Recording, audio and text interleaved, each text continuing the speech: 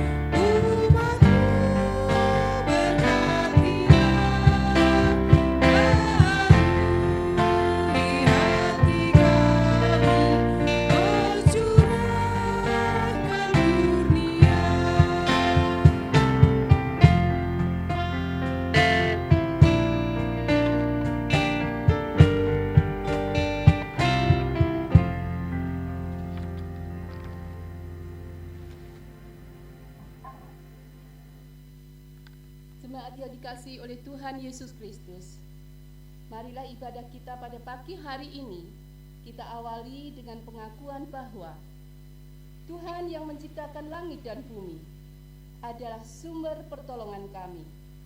Kasih karunia dan damai sejahtera dari Allah Bapa kita dan Tuhan Yesus Kristus ada pada kita sekalian.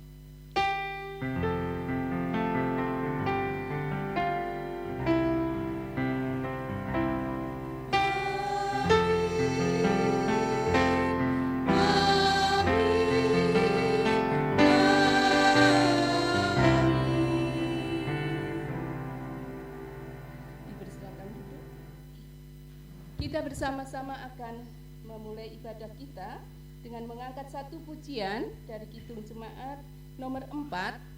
Kita akan nyanyikan bait yang pertama dan yang ke-6. Hai mari sembah.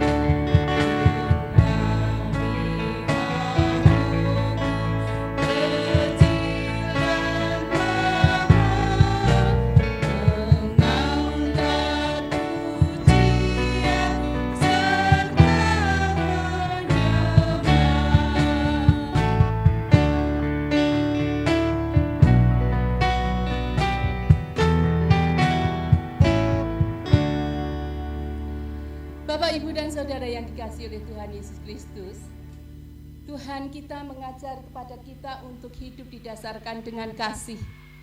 Tuhan mengajar kepada kita untuk kita mengasihi Dia dan juga mengasihi sama. Di dalam Matius 22 ayat 37 sampai 40, Tuhan mengajar demikian. Kasihilah Tuhan Allahmu dengan segenap hatimu, dan dengan segenap jiwamu, dan dengan segenap akal budimu. Itulah hukum yang terutama dan yang pertama. Dan hukum yang kedua, yang sama dengan itu ialah, kasihilah samamu manusia, seperti dirimu sendiri. Pada kedua hukum inilah tergantung seluruh hukum Taurat dan kitab para nabi. Bapak, Ibu, dan Saudara, sekalipun sederhana, pengajaran Tuhan kepada kita.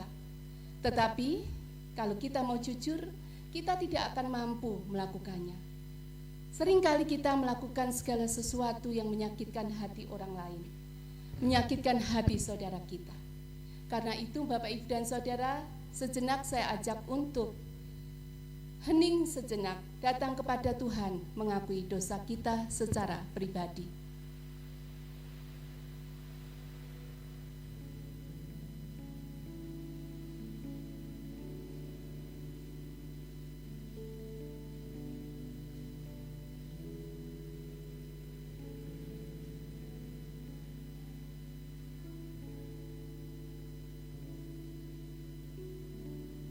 Amin. Mari kita menyanyikan nyanyian penyesalan kita atas segala dosa yang kita lakukan dalam kehidupan kita dengan menyanyikan Kidung Jemaat nomor 25 bait 1 dan 2.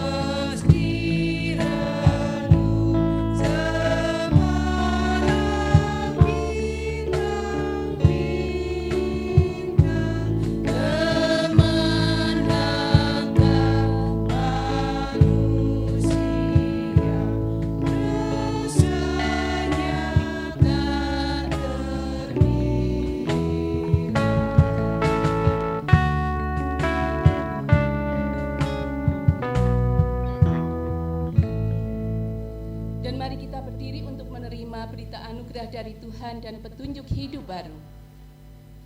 Berita anugerah kita terima dari kitab Yesaya 1 ayat 18 yang demikian bunyi firman Tuhan untuk kita semua. Marilah, baiklah kita berperkara, firman Tuhan. Sekalipun dosamu merah seperti kirmisi, akan menjadi putih seperti salju. Sekalipun berwarna merah seperti kain kesumba, akan menjadi putih seperti bulu domba. Dan petunjuk hidup baru kita terima pada pagi hari ini dari Matius 6 ayat 14 dan 15. Karena itu, jikalau kamu mengampuni kesalahan orang, Bapamu yang di surga akan mengampuni kamu juga. Tetapi jikalau kamu tidak mengampuni orang, Bapamu juga tidak akan mengampuni kesalahanmu. Demikian berita anugerah dan petunjuk hidup baru yang dari Tuhan untuk kita semua. Kita akan sanggupi dengan nyanyian Kidung Jemaat nomor 395 bait yang pertama. Betapa indahnya hari.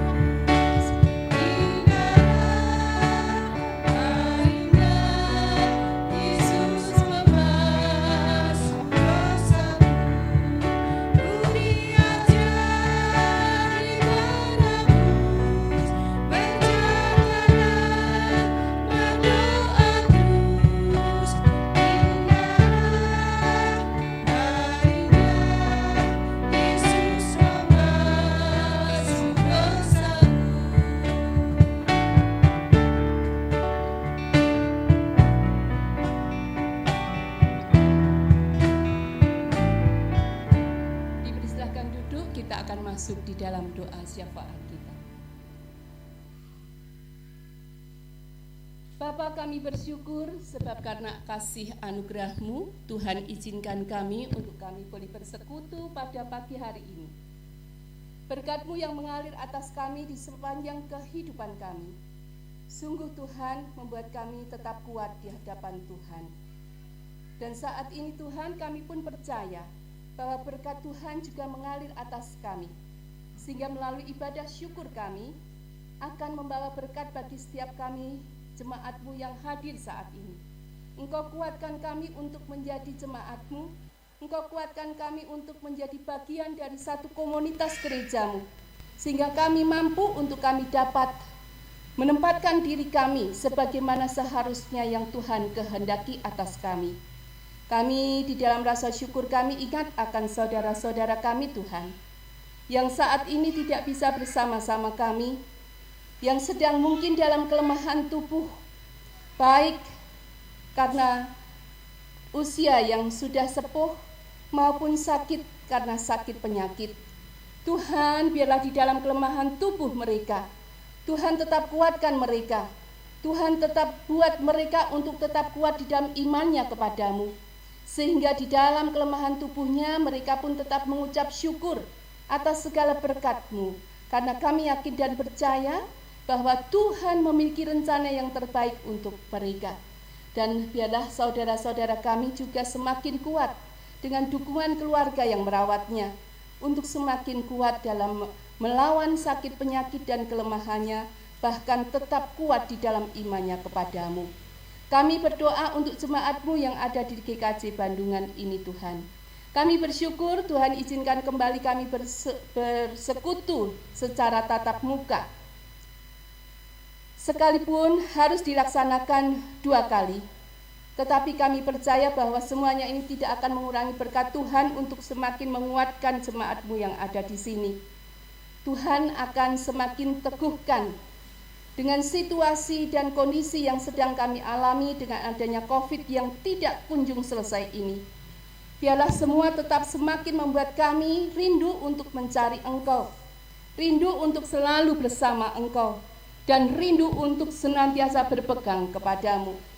Melalui setiap apa yang kami kerjakan lakukan, biarlah semuanya boleh terfokus hanya untuk kepadamu ya Tuhan.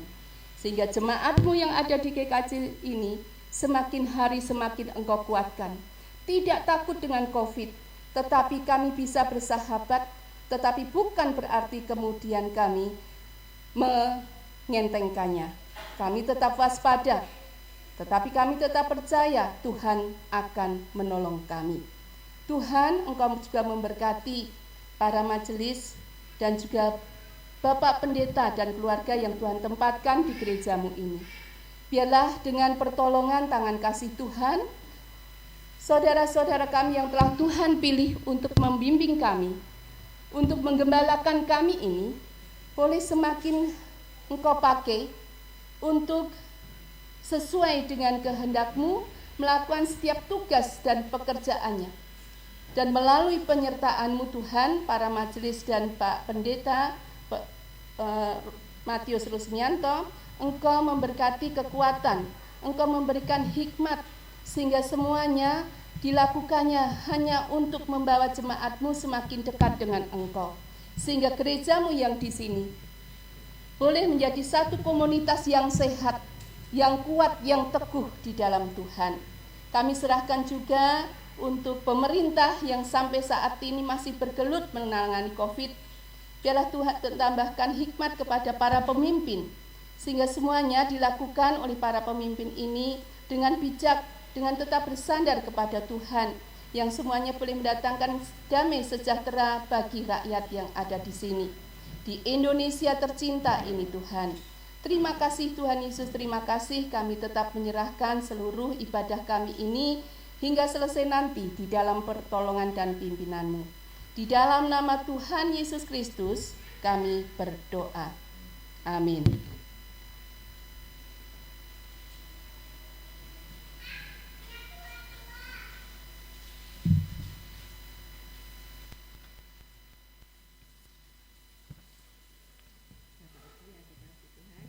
Ini waktunya kita mempersembahkan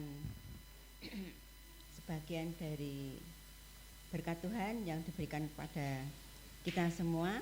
Kita dasari pembacaan Alkitab 1 Tawarikh 29 ayat 14. Demikian bunyi firman Tuhan. Sebab siapakah aku ini dan siapakah bangsaku, sehingga kami mampu memberikan persembahan sukarela seperti ini. Sebab daripadamulah segala-galanya, dan dari tanganmu sendirilah persembahan yang kami berikan kepadamu. Mari kita muji nama Tuhan dengan mengumpulkan persembahan KJ nomor 403 ayat 1 sampai 2. Hujan berkat kan tercurah.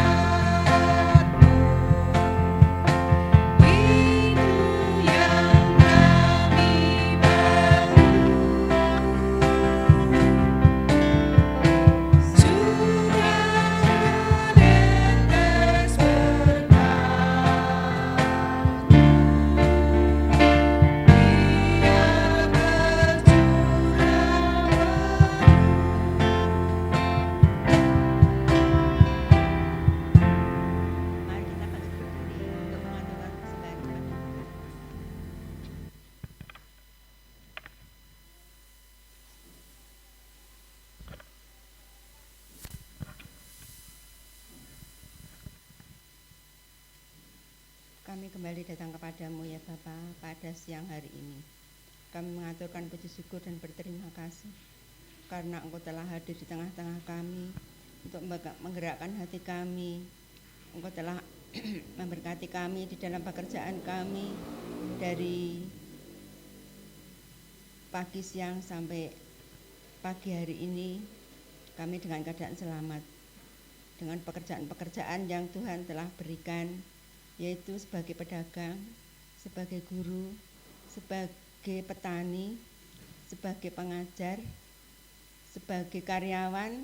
Tuhan sudah memberkati, Tuhan sudah memelihara, sehingga sampai saat ini mereka siap untuk menerima sabdamu dan akan mengaturkan persembahan kepadamu Tuhan Kiranya Engkau berkati persembahan yang telah diaturkan ini, biarlah bisa berguna untuk kebutuhan kegiatan di dalam gereja ini dan untuk memperluas kerajaan dalam dunia ini.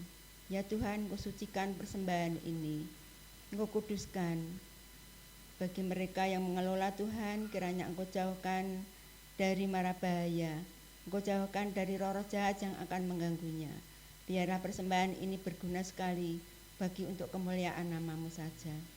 Terima kasih ya Tuhan Yesus, Engkau berkati mereka yang sudah memberikan persembahan ini. Yang belum juga Engkau berkati Tuhan. Engkau limpahkan berkat-Mu melalui usaha yang dia lakukan. Tambahkanlah berkat-Mu Tuhan. Bukalah tingkap-tingkap langit ya Tuhan, supaya berkat hujan senantiasa turun kepada umat-Mu di dalam gereja ini, maupun yang sudah hadir maupun yang belum hadir. Ya Tuhan Yesus, kami tahu Tuhan senantiasa memelihara kami. Tuhan senantiasa membuka hati dan pikiran kami. Kami tahu itu Tuhan. Tetapi mereka yang belum membuka hati, Engkau ampuni ya Tuhan. Engkau buka hatinya ya Tuhan, supaya mereka akan sadar untuk semuanya ini. Terima kasih ya Tuhan Yesus. Kami berdoa buat Ibu Sumidah yang membawakan firman di pagi hari ini. Kiranya Engkau urapi dengan roh kuasa-Mu Tuhan. Biarlah roh-Mu yang berkarya di dalam Ibu Sumidah, sehingga firman-Mu akan disampaikan ini menurut kehendak-Mu saja yang akan terjadi. Demikian juga kami yang akan menerimanya. Mu siapkan hati dan pikiran kami ya Tuhan, untuk menerima sabda-Mu di pagi hari ini. Kami siap menerima sabda-Mu. Dalam nama Tuhan kami Yesus Kristus, Juru Selamat kami datang berdoa dan mengucap syukur. Haleluya, amin. Dipersilakan duduk kembali.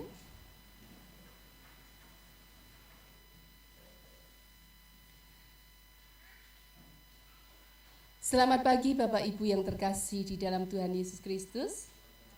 Selamat pagi, karena ini belum jam 10, saya bilang selamat pagi nih Bapak Ibu. Bapak Ibu dan Saudara, saya bersyukur karena kita boleh kembali bertemu secara offline, secara langsung kita bisa beribadah. Ini adalah ibadah pertama saya bertemu langsung dengan Bapak Ibu semua selama pandemi COVID ini. Saya bersyukur sekali. Sekalipun di gereja ini dilaksanakan 2 kali, betul ya? Yang pertama jam 7 tadi, dan saya dapat yang jam kedua, jam 9. Saya bersyukur sekali. Baik Bapak Ibu, kita bersama pagi ini Tuhan izinkan untuk memberikan kesempatan kita merenungkan firman Tuhan dari Matius 18, Injil Matius 18 ayat 21 sampai dengan ayat 35. Ini adalah perumpamaan pengajaran Tuhan Yesus melalui perumpamaan yang sangat akrab dengan kita. Tetapi kita tetap akan merenungkannya, kita pasti akan mendapat berkat yang berbeda dengan yang sudah kita pernah renungkan. Perumpamaan tentang pengampunan, kita akan membaca bergantian, saya membaca ayat 21, Bapak Ibu ayat 22 sampai selesai nanti. Perumpamaan tentang pengampunan.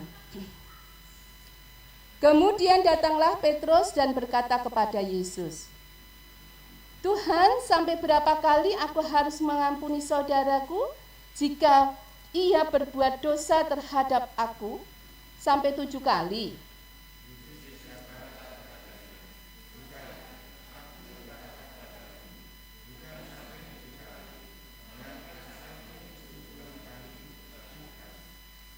Sebab hal kerajaan surga seumpama seorang raja yang hendak mengadakan perhitungan dengan hamba-hambanya.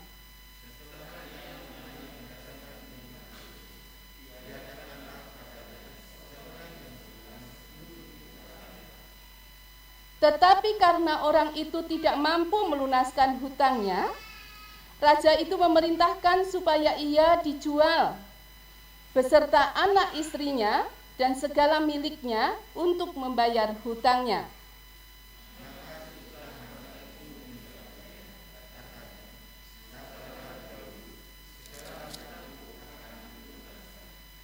Lalu tergeraklah hati raja itu oleh belas kasihan akan hamba itu, sehingga ia membebaskannya dan menghapuskan hutangnya.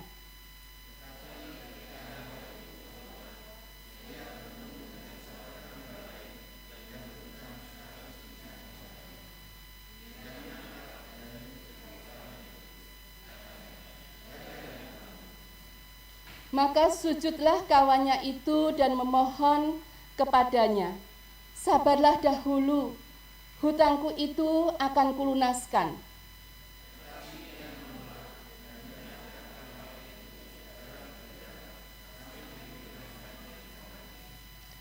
Melihat itu kawan-kawannya yang lain sangat sedih, lalu menyampaikan segala yang terjadi kepada tuan mereka.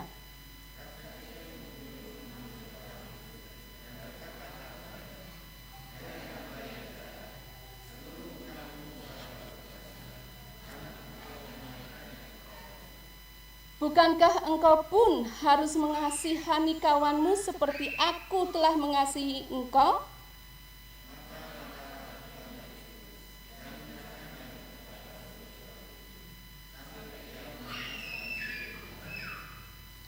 Maka Bapakku yang di surga akan berbuat demikian juga terhadap kamu, apabila kamu masing-masing tidak mengampuni saudaramu dengan segenap hatimu. Sampai di sini pembacaan firman Tuhan. Yang berbahagia adalah kita yang mau membacanya, merenungkannya, dan melakukannya dalam kehidupan kita sehari-hari. Haleluya.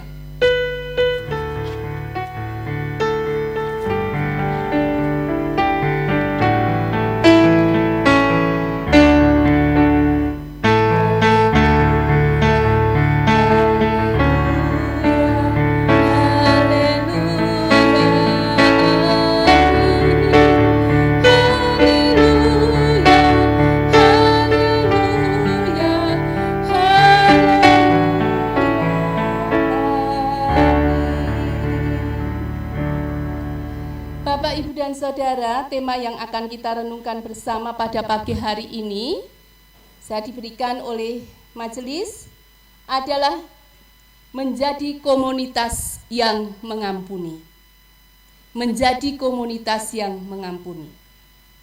Bapak, Ibu, dan Saudara, kata komunitas itu adalah berarti sekelompok orang yang hidup saling berinteraksi di dalam satu paguyuban atau satu perkumpulan tertentu di satu tempat tertentu.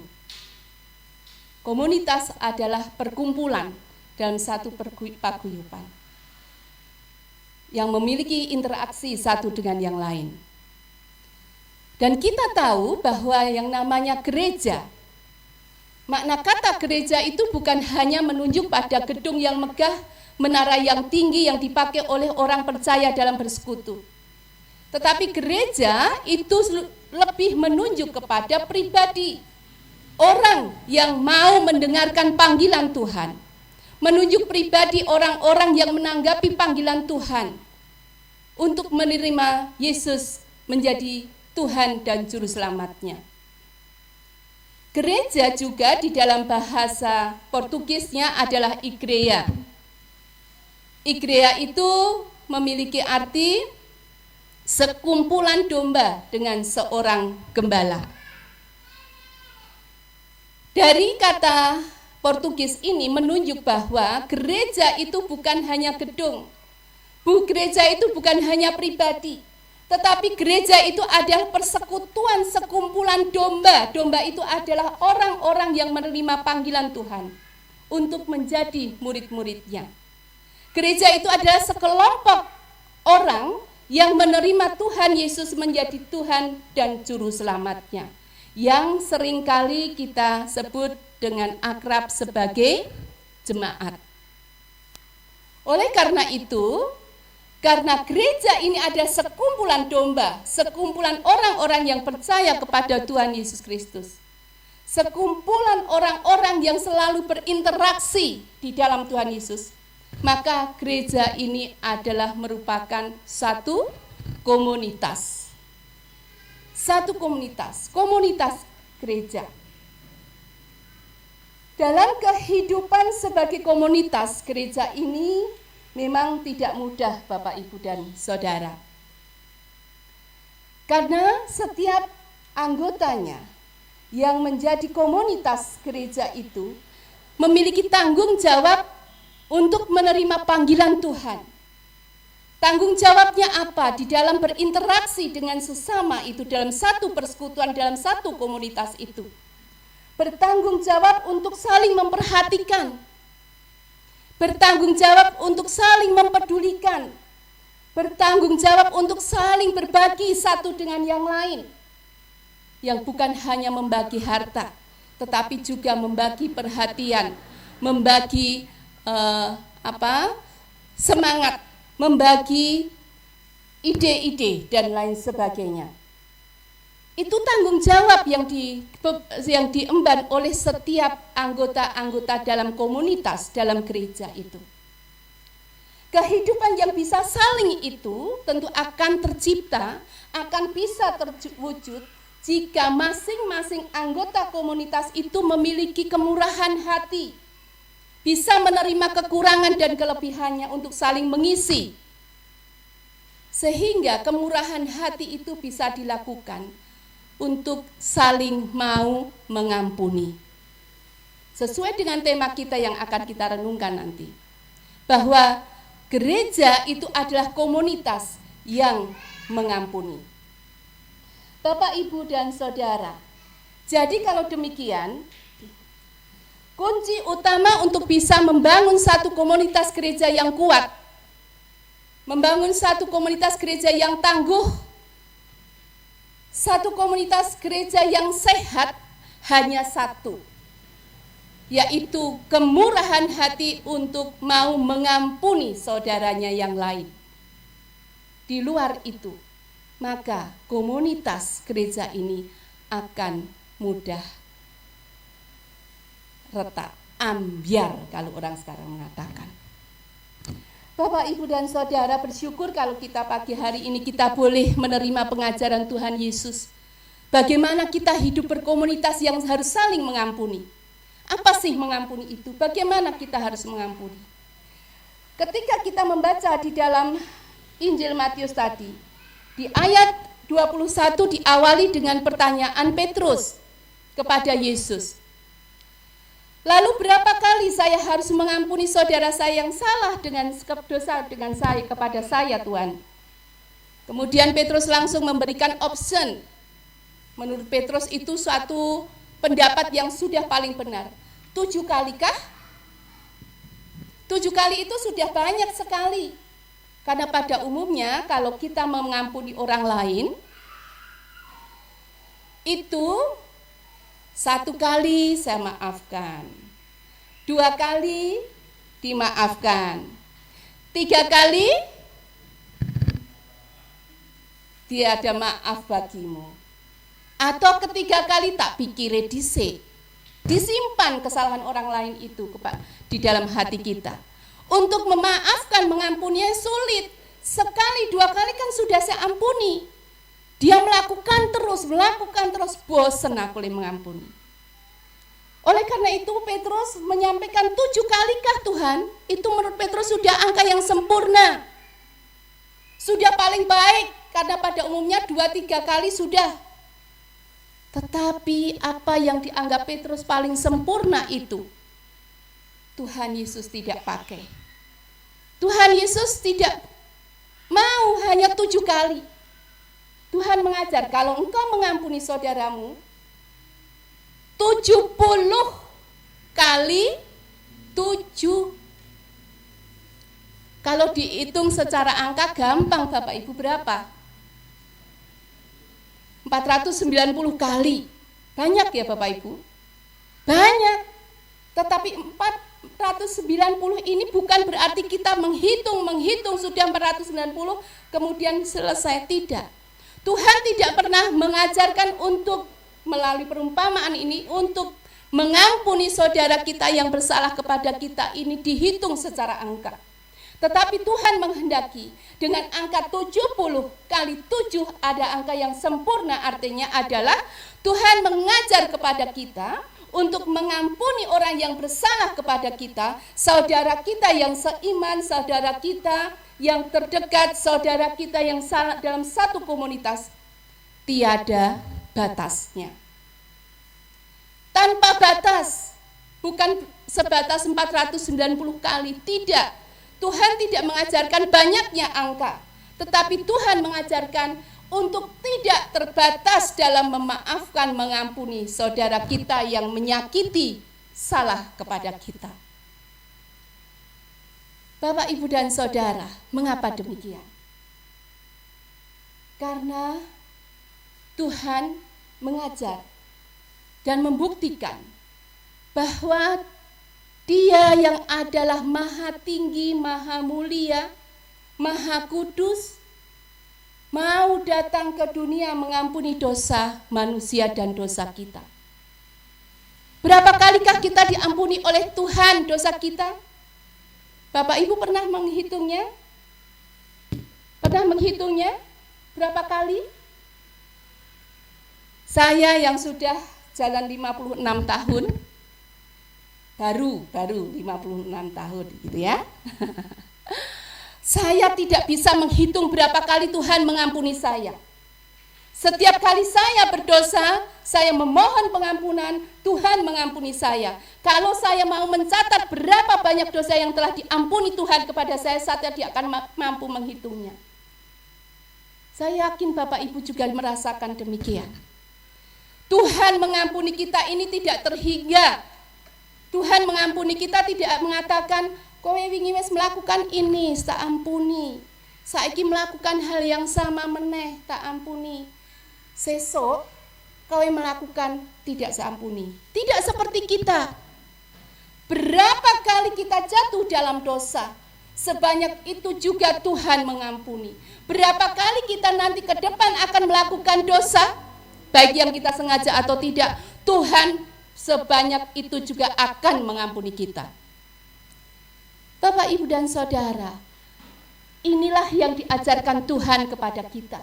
Ketika Petrus menanyakan berapa kali kita harus mengampuni saudara kita, maka Tuhan mengajarkan kepada kita dengan perumpamaan 70 kali 7, bukan dalam angka, tetapi maksudnya adalah kita harus mau mengampuni saudara kita dengan tidak terbatas. Karena Tuhan juga telah mengampuni kita dengan tidak terbatas berapa kali. Bapak, Ibu, dan Saudara, ketika kita menyadari bahwa Tuhan telah mengampuni kita, apa sih yang dikehendaki Tuhan dalam hidup kita? Kita bertanya-tanya, mengapa Tuhan mengampuni saya dengan tidak terbatas? Apa yang dikehendaki Tuhan kepada saya? Di dalam Lukas, mari Bapak Ibu kita buka Lukas 6. Lukas 6 ayat yang ke-36.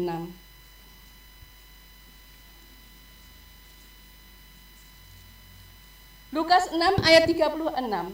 Hendaklah kamu murah hati, sama seperti Bapamu adalah murah hati.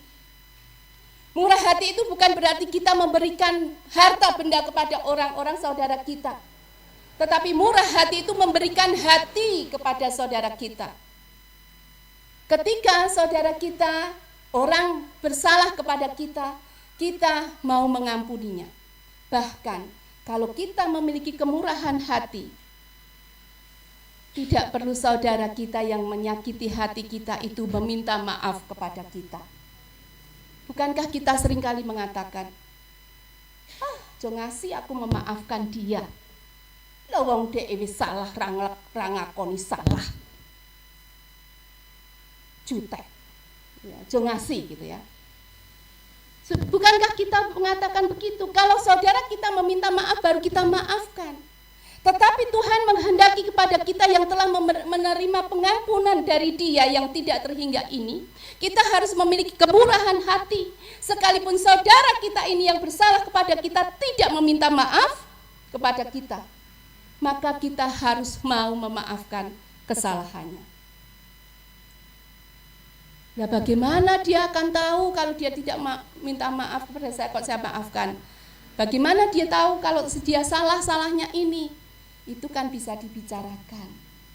Tetapi kita harus memberikan maaf lebih dahulu. Dengan demikian kita akan bisa menjadi satu komunitas gereja yang kuat, yang bisa menerima satu dengan yang lain, dengan tidak mengingat-ingat kesalahan orang lain dalam hidup kita. Karena mengampuni itu bukan hanya sekedar secara mulut saya memaafkan kamu, tapi mengampuni itu memaafkan kesalahan orang dengan tidak mengingat-ingat dan mengungkit lagi kesalahan yang dilakukan oleh orang lain kepada kita. Jadi Tuhan menghendaki kepada kita yang sudah menerima pengampun yang tidak terhingga ini, untuk kita juga memiliki kemurahan hati kepada saudara-saudara kita. Bapak, Ibu, dan saudara yang dikasihi Tuhan, sebagai gereja yang merupakan komunitas, bukanlah merupakan kumpulan dari malaikat, juga bukan merupakan kumpulan dari orang-orang yang sempurna yang tidak pernah melakukan kesalahan atau dosa. Di dalam kita hidup bergereja, berkomunitas, tentu suatu saat pasti akan ada masalah, akan muncul konflik. Dalam satu komunitas kita bersama bergereja, tentu kita pernah menyakiti hati orang lain, dan kita juga pernah disakiti hati oleh orang lain. Tetapi kiranya semuanya itu justru semakin mendewasakan kita sebagai komunitas gereja, untuk tidak membuat konflik itu menjadi satu perpecahan, tetapi justru semakin mendewasakan komunitas kita.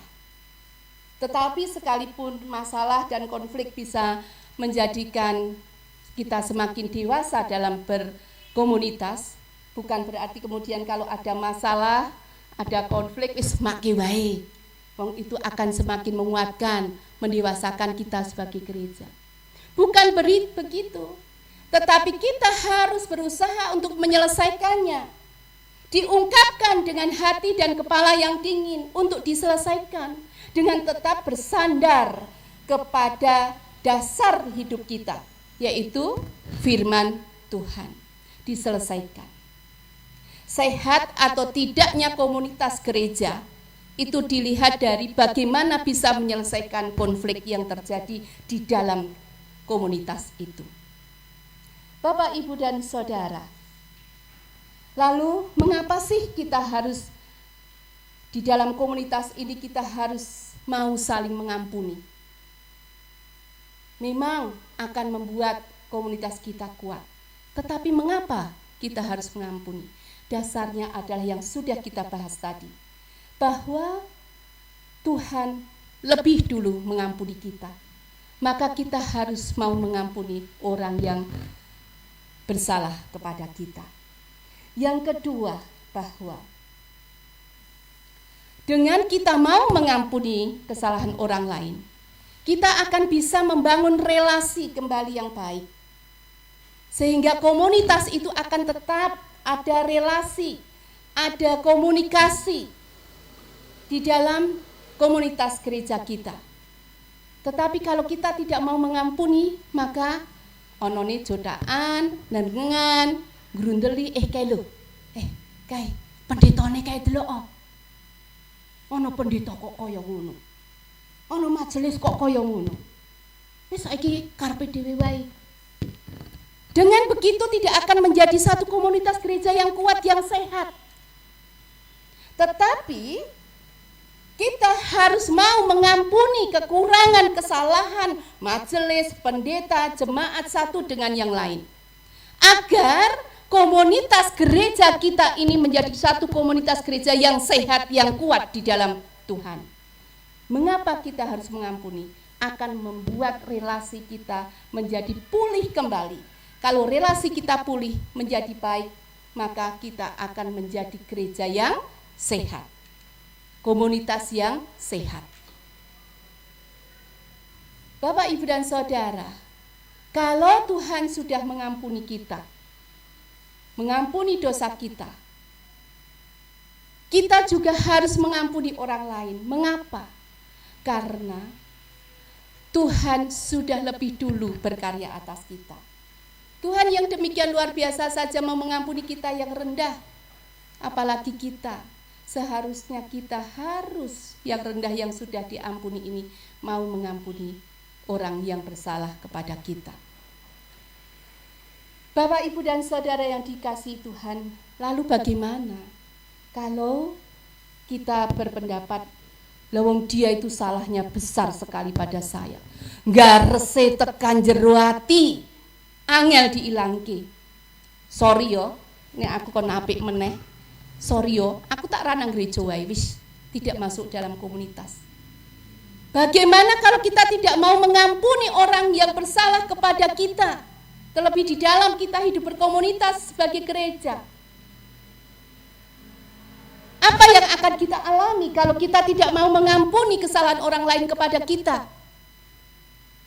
Bapak, Ibu, dan Saudara, firman Tuhan ini adalah pegangan hidup kita. Bagaimana kalau kita tidak mau mengampuni? Mari saya ajak kembali balik pada bacaan kita tadi di dalam Injil 18. Pada ayat yang 35 terakhir.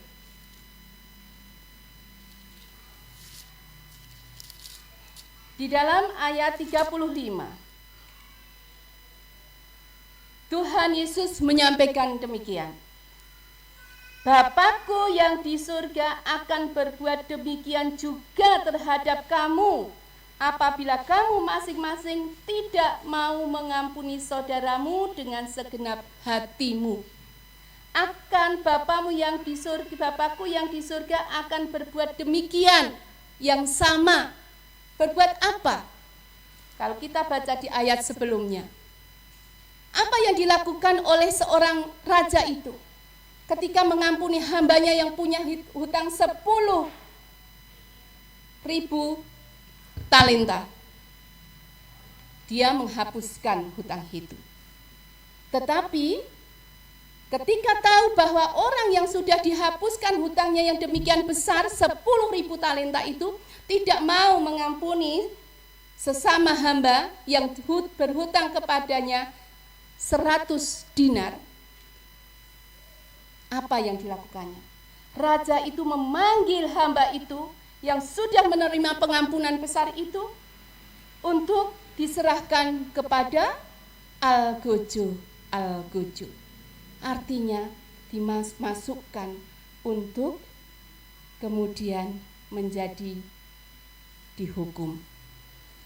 Ada hukuman bagi orang-orang yang tidak mau mengampuni dosa, mengampuni kesalahan orang lain kepadanya. Bayangkan Bapak Ibu, hamba yang pertama itu sudah diampuni, sudah dilunaskan hutangnya besar sekali, 10.000 talenta. Berapa sih harganya 10.000 talenta itu Bapak Ibu? Tidak 10.000 seperti uang kita loh Bapak Ibu. 10.000 talenta itu kalau kita hitung dengan hitung-hitungan rupiah, nilainya 300 triliun. 10.000, satu talenta itu harganya 6.000 dinar. Satu talenta itu 6.000 dinar. Berarti kalau 10.000 talenta berapa dinar? Satu dinar itu seharga upah pekerja 1 hari. Saya hitung 50.000 saja sehari, terendah upah harian. 10.000 talenta untuk dirupiahkan itu 300 triliun. Besar sekali Bapak Ibu. Dia sudah menerima pelunasan yang demikian luar biasa banyaknya. Tapi temannya yang hutang 100 dinar, itu berarti berapa 100 dinar itu? 5 juta rupiah, Bapak Ibu. Dia tidak mau melunaskan, tidak mau mengampuni, malah mencekik temannya itu. Ketika melihat itu apa yang dilakukan oleh raja. Raja itu kemudian memanggil orang yang sudah dilunaskan hutangnya besar itu dan memasukkannya, menyerahkannya pada algojo-algojo untuk dihukum. Dan Tuhan sampaikan kepada kita sekarang, bagi orang-orang yang tidak mau mengampuni saudaranya yang bersalah kepadanya, Bapakku yang di surga akan berbuat demikian juga terhadap kamu. Apabila kamu masing-masing tidak mengampuni saudaramu dengan segenap hatimu. Kalau kita tidak bisa mengampuni saudara kita, kita akan menerima kebinasaan yang diberikan Tuhan kepada kita. Bapak, Ibu, dan Saudara, sekali lagi gereja itu bukanlah satu komunitas yang terdiri dari orang-orang yang sempurna. Tidak. Tetapi gereja itu terdiri dari banyak orang yang memiliki kelemahan, tetapi juga memiliki kelebihan. Sebagai komunitas gereja, biarlah semuanya itu saling kelemahan, kekurangan, dan kelebihan itu saling mengisi, saling memberi. Ada saudara kita yang sifatnya pemarah, ada saudara kita yang sifatnya penyabar, ada saudara kita yang arogansi, ada saudara kita yang pandai mengemas masalah, ada saudara kita yang memiliki kelebihan ini, kekurangan ini, biarlah itu saling mengisi. Sehingga komunitas gereja kita akan boleh bertumbuh menjadi satu komunitas yang sehat. Biarlah semua apa yang bisa membuat gereja kita terpecah, membuat gereja kita ambyar, kita usahakan untuk kita singkirkan, kita hilangkan dengan kemurahan hati kita. Jadi Bapak Ibu, untuk kita bisa menjadi satu komunitas gereja yang sehat, yang kuat, sekali lagi satu kuncinya adalah kemurahan hati untuk mengampuni. Kunci gereja kita untuk tetap kuat di dalam Tuhan adalah mau mengampuni. Kuncinya satu, di luar itu maka komunitas gereja kita bisa ambyar. Bapak, Ibu, dan Saudara, kalau itu satu kuncinya, kita sebagai anggota-anggota komunitas gereja, bagaimanakah? Apakah kunci itu sudah kita miliki bersama? Bapak Ibu ingin memiliki komunitas yang kuat, yang sehat? Bapak Ibu kepingin memiliki komunitas gereja yang kuat dan sehat? Amin, pasti. Saya juga begitu pengen. Satu kuncinya adalah kemurahan hati untuk mau mengampuni. Pertanyaannya sekarang, yang menjadi anggota komunitas gereja ini, sudahkah memiliki kunci itu? Sudahkah kita memiliki kunci untuk bisa membuat komunitas kita sehat? Di dalam hati kita jawabannya. Kita harus bisa memiliki dan memegang kunci itu, yaitu memiliki kemurahan hati untuk mau mengampuni. Selamat untuk berefleksi diri, apakah saya memiliki kemurahan hati sebagai anggota komunitas gereja ini. Karena kita semua rindu untuk gereja ini tetap kuat kokoh di dalam Tuhan. Tidak perlu mengingat kesalahan orang, tidak perlu mengudik-udik kekurangan dan kesalahan orang lain. Tetapi marilah kita bangkit, membuat komunitas kita, gereja kita ini menjadi komunitas yang sehat di hadapan Tuhan, dengan mau mengampuni orang lain di depan kita. Salam sehat, salam semangat. Tuhan memberkati. Amin.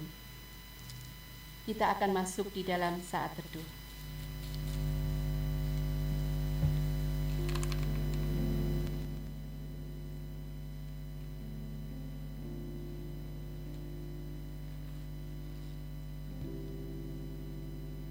Kami bersyukur kepadamu Tuhan.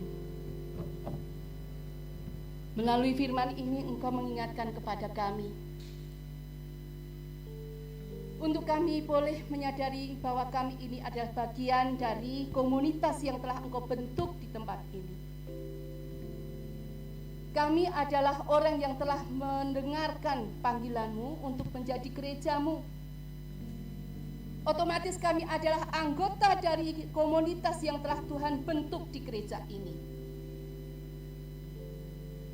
Kalau pada waktu-waktu yang lalu Tuhan, kami masih seringkali suka menjadi hobi kami untuk mengungkit kesalahan orang lain. Bahkan menganggap diri kami yang paling pintar, yang paling pandai, yang paling tinggi, yang paling bisa mengolah gereja ini.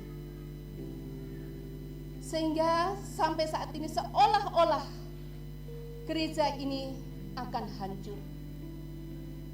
Ampunilah kami ya Tuhan. Dan biarlah Engkau gerakkan setiap kami untuk bertanggung jawab untuk sehatnya komunitas gereja yang Tuhan percayakan kepada seluruh jemaat-Mu yang ada di sini.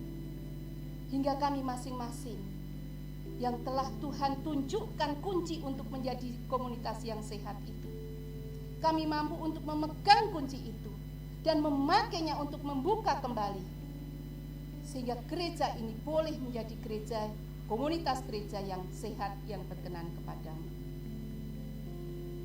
Terima kasih Tuhan Yesus, terima kasih untuk berkat-Mu ini.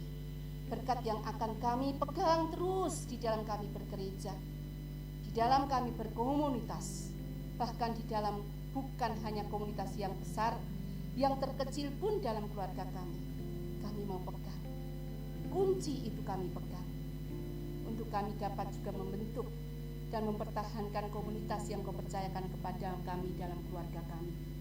Kami tetap sehat komunitas kami di hadapan-Mu. Terima kasih Tuhan, Kau yang telah memimpin kami di dalam ibadah ini. Kau mendengarkan suara seruan doa kami. Engkau mendengarkan seruan pujian kami. Kami percaya Engkau tidak menutup telinga. Engkau tahu apa yang menjadi pergumulan kami, dan Engkau akan menolong kami semua.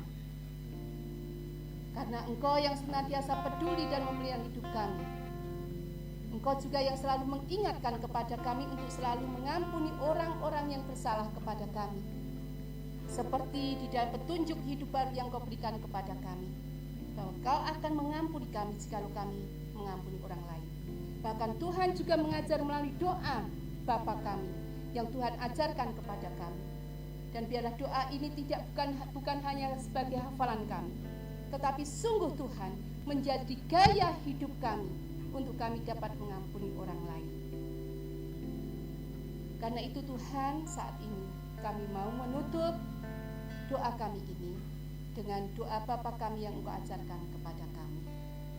Bapa kami yang ada di surga, dikuduskanlah nama-Mu, datanglah kerajaan-Mu, jadilah kehendak-Mu di bumi sedalam surga. Berikanlah kami pada hari ini seperti kami juga mengampuni orang yang bersalah kepada kami. Dan janganlah membawa kami dalam pencobaan, tapi lepaskanlah kami dari yang jahat. Karena Engkau-lah yang punya kerajaan dan kuasa dan kemuliaan sampai selama-lamanya. Amin.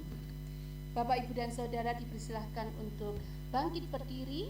Kita akan menyanyikan pujian Kidung Jemaat 467, bait 1 dan 2.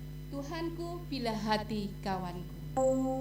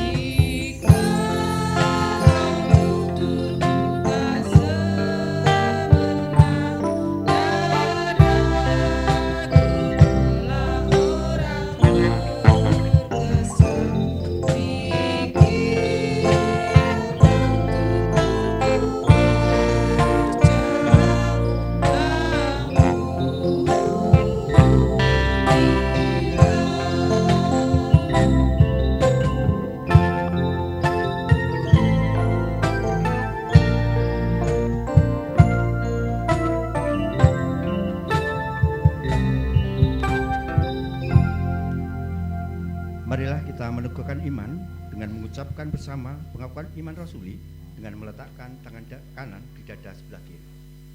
Aku percaya kepada Allah Bapa yang Maha Kuasa, Khalik langit dan bumi, dan kepada Yesus Kristus, Anak-Nya yang tunggal Tuhan kita, yang dikandung daripada Roh Kudus, lahir dari anak darah Maria, yang menderita di bawah pemerintahan Pontius Pilatus, disalibkan, mati dan dikuburkan, turun ke dalam kerajaan maut. Pada hari yang ketiga, bangkit pula dari antara orang mati, naik ke surga, duduk di sebelah kanan Allah Bapa yang Maha Kuasa, dan akan datang dari sana untuk menghakimi orang yang hidup dan yang mati. Aku percaya kepada Roh Kudus, gereja yang kudus dan am, persekutuan orang kudus, pengampunan dosa, kebangkitan daging, dan hidup yang kekal. Amin. Dengan tetap bangkit berdiri, kita bersama akan menerima pengutusan dan berkat dari Tuhan. Arahkanlah hatimu kepada Tuhan, pulanglah dengan damai sejahtera, dan lakukanlah firman-Nya. Mari kita menerima berkat dari Tuhan. Kasih karunia Tuhan Yesus Kristus dan kasih Allah Bapa serta persekutuan Roh Kudus menyertai kita sekalian. Amin. Mari kita tutup ibadah kita dengan menyanyikan nyanyian pujian kidung penutup, yaitu dari Kidung Jemaat 406 ayat 1. Ya Tuhan, bimbing aku.